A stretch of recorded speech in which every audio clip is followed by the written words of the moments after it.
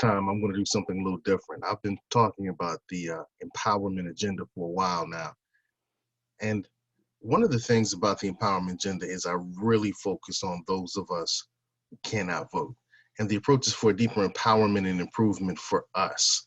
And so some people are voting for candidates, some people are voting for parties. I'm voting for us. And there are some of us cannot vote. So today in the empowerment agenda, I'm really just kind of going to go in on those who can't vote. So let's talk about those who can't vote. All right.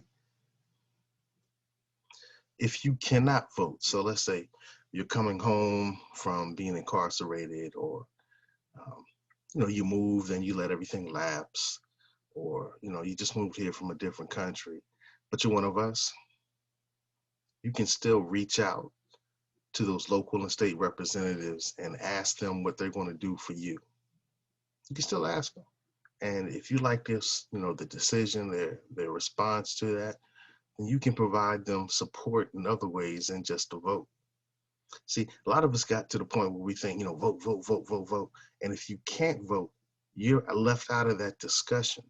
But people who can't vote many times are the people who make some of the biggest changes.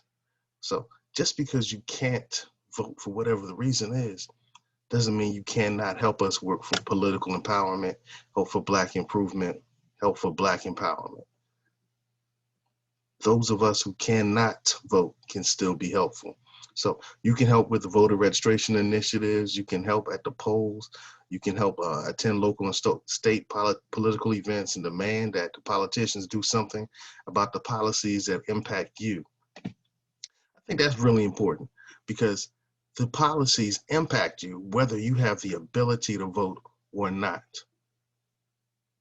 So you have the ability to vote on the politicians, not vote, but to act upon the politicians and the policies that impact you as well.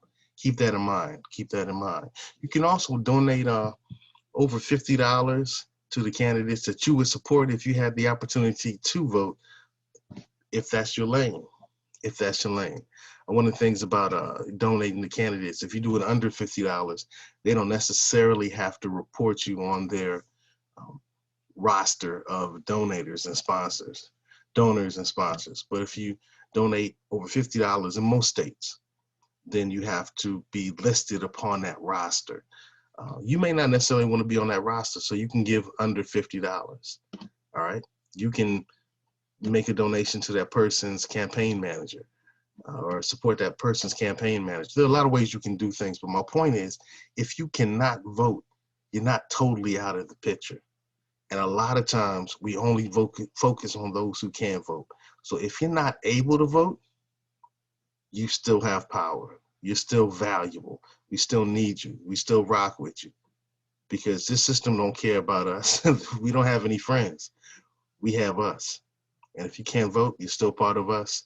Those policies impact all of us, those who can vote and those who cannot vote. So if you cannot vote, act in these strategies and help those of us who can. All right? Peace.